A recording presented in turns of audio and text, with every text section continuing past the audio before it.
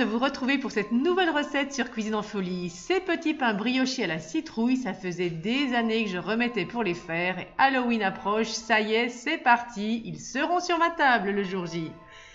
Pour les réaliser, vous allez mettre dans un saladier 120 ml de lait, vous ajoutez 130 g de purée de courge, tout simplement du potiron que j'ai fait cuire à la vapeur et que j'ai passé au mixeur plongeant après. On incorpore 40 g de beurre fondu, 25 g d'œufs battus. Attention, vous prenez un œuf, vous le cassez, vous le battez. Vous n'en prenez que 25 g et vous conservez le restant pour la suite de la recette. On ajoute ensuite du sucre, une demi-cuillère à café de sel.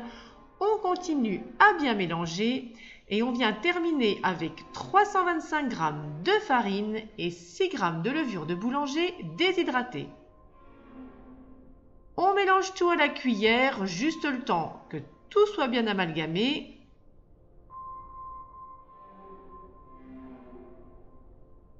On ne cherche pas à pétrir puisqu'on va avoir un premier temps de pause de 15 minutes.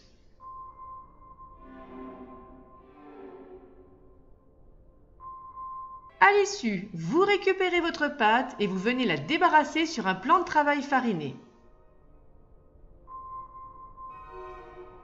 Et là, j'espère que vous avez pris vos vitamines ce matin car vous allez devoir la pétrir à la main au minimum 15 minutes. Eh oui, je sais, c'est un peu long, mais n'oubliez pas qu'en pâtisserie, on n'a rien sans effort.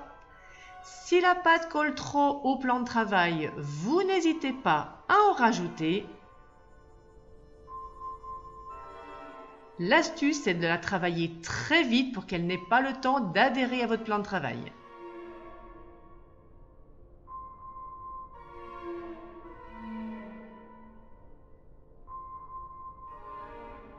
Quand on s'est bien fait les muscles, on vient la déposer dans un saladier huilé, on couvre et on va laisser pousser 1 heure à température ambiante.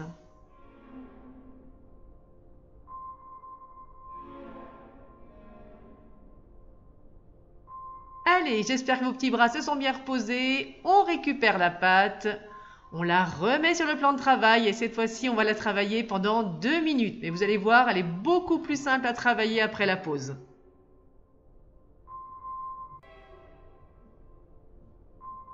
Et c'est maintenant qu'on commence à s'amuser. On va former des petits pâtons d'environ 55 g.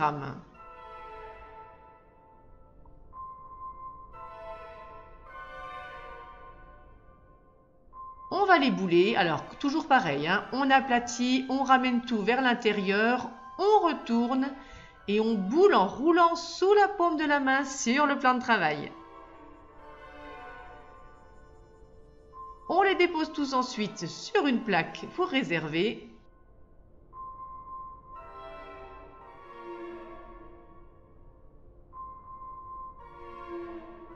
Alors, pour réaliser nos citrouilles, on a besoin d'une ficelle. Attention, la mienne était un peu trop fine pour ces citrouilles, vous allez comprendre par la suite. On retourne le pâton, on vient le déposer et vous voyez, il suffit de croiser notre ficelle sur le centre, au-dessus et en dessous, mais attention, sans trop serrer la ficelle.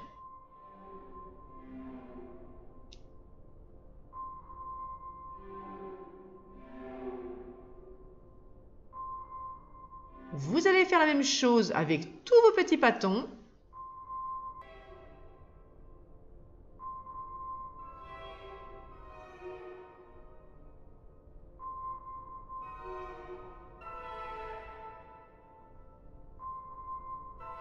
Allez, je vous en montre un petit dernier pour la route.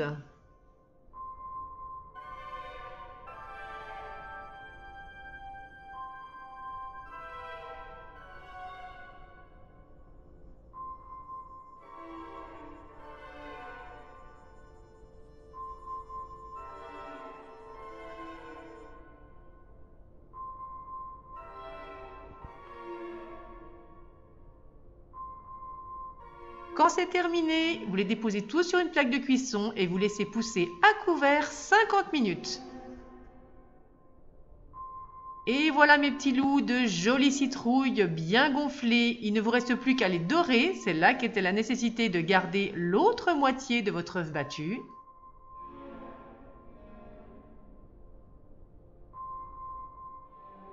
Et vous allez ensuite les cuire 25 minutes dans un four préchauffé à 180 degrés.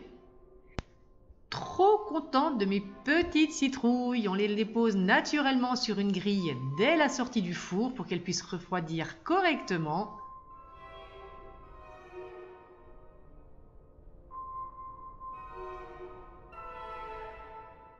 Aussi bien doré dessus que dessous. Et c'est le moment où je ne vous cache pas que je me suis fortement amusée pour retirer les ficelles. C'est pour ça que je vous disais avant, n'hésitez pas à utiliser une ficelle d'un diamètre supérieur.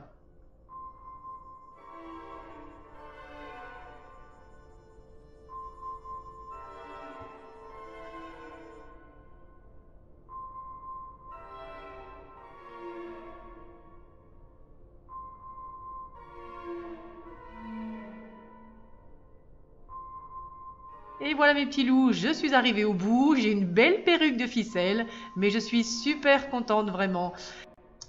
Pour la queue de vos cucurbitacées, rien de bien compliqué, vous prenez une noix de pécan que vous coupez en deux dans le sens de la longueur et vous le plantez dans votre petite brioche.